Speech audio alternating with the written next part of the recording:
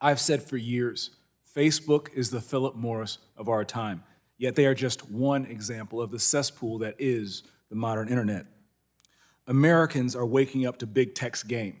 They provide lip service on how they're protecting children while actually delivering none of those protections. Social media has been labeled the primary culprit, and for good reason. Countless studies and multiple congressional hearings make clear that social media is not only addictive service for children, but is also harmful for their mental acuity and overall mental health.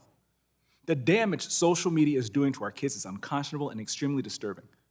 Big tech is knowingly and willingly wreaking havoc on our kids' mental health. As a father of 3 school-age boys, the warning signs of social media's impact on kids are abundantly clear to me and to all parents.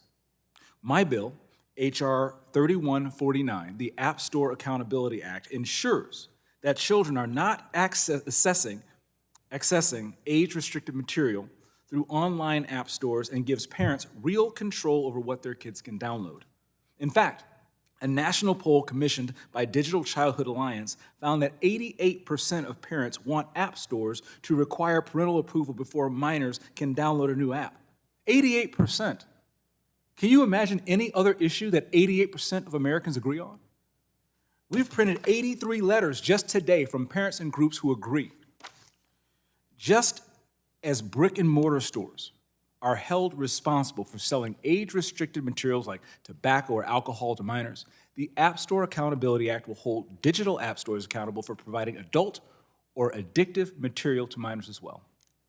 Kids cannot consent. I say again, kids cannot consent.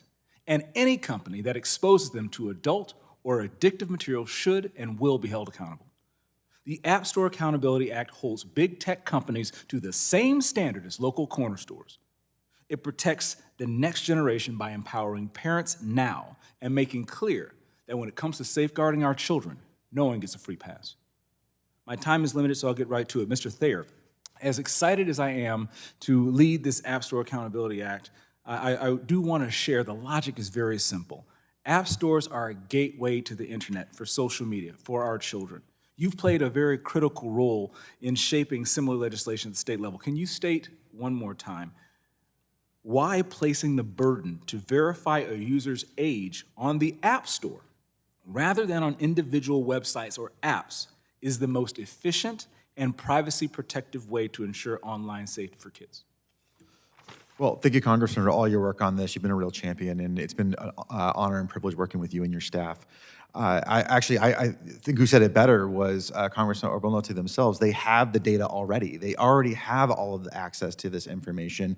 And not only that, they already are developing the tools currently. So in the states, we got, I think, 3 states to subscribe to the App Store Accountability and pass it. Texas is among them. And as a result, it actually forced Apple to create the APIs that would be necessary in order to accomplish all of this. As you say, this is a very simple idea.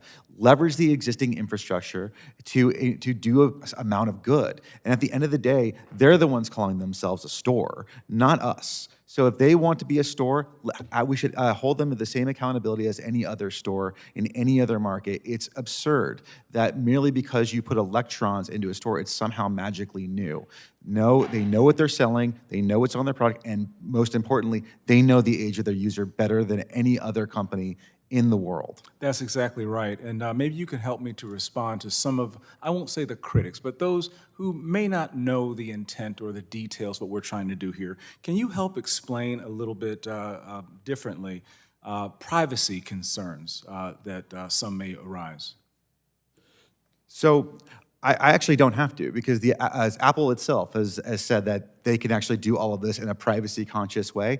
So to be clear, all the Act is really requiring Apple and Google to do is to share an API that's encrypted, and they do this on multiple different layers, not just on not just to verify age, but actually they've done it.